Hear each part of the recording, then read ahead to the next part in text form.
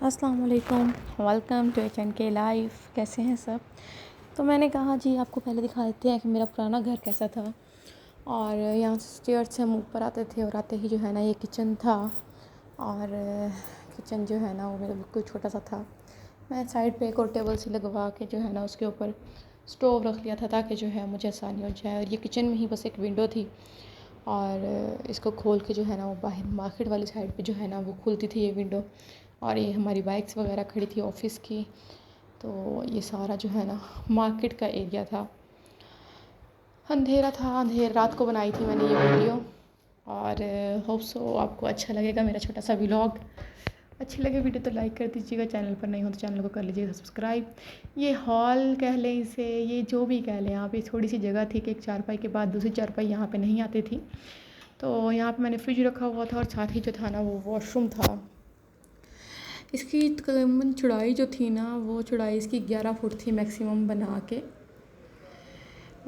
हाँ जी 11 फुट चौड़ाई थी, बाकी ये सारा लंबा था। तो मैंने यहाँ पे फ्लोर बेडिंग की हुई थी इस रूम में। मतलब मैंने तकरीबन ही फ्लोर बेडिंग की थी क्योंकि मेरे पास फर्नीचर जो है ना यहाँ पे स्टेयर्स इतनी छोटी थी तो फर्नीचर आता ही नहीं था।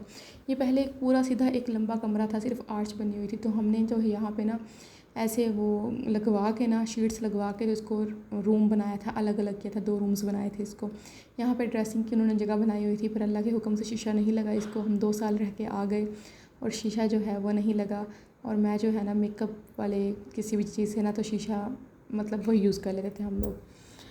तो यहाँ से फिर जो है ना अंदर रूम आता था जिसके अंदर एसी लगा हुआ था, क्योंकि एसी रूम इतना बड़ा था तो एसी हमारा 1.5 टन का था, लेकिन फिर भी जो है ना कूलिंग नहीं करता था। एसी का पाइप अंदर वाली साइड पे ही था क्योंकि जगह नहीं थी बाहर कहीं पे निकालने की एसी का पाइप।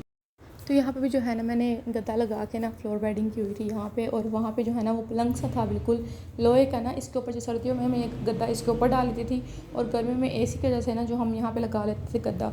यहाँ पे कोई अलमारी वगैरह कुछ भी नहीं थी इस घर में। तो ये अलमारी एक टूटी फूटी रखी थी तो हमने बस वही यूज़ की। और हमने जो है ना कोई और अलमारी यूज़ नहीं की। बच्चों ने वॉल शॉपिंग भी खैर बहुत ज़्यादा की हुई थी, कुछ घर की हालत ऐसी थी, छोटे बच्चे हैं वो कर देते हैं। तो उसके बाद जो है ना वो हालत और ज़्यादा ख़राब हो गई थी घर की।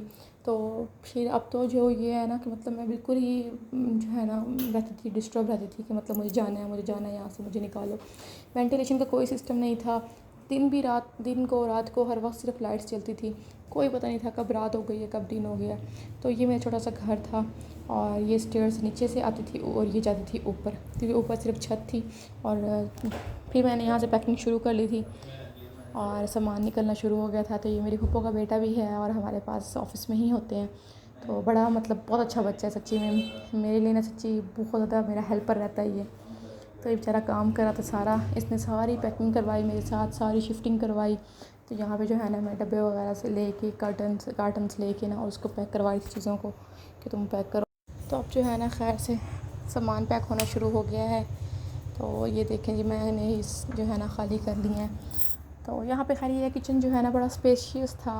जो कैबिनेट्स थी ना ऊपर वाली तो बड़ी उसमें जगह थी। और ये यहाँ पे ना हम जो है सारी चीज़ें निकाल के और डब्बों में डाल रहे थे।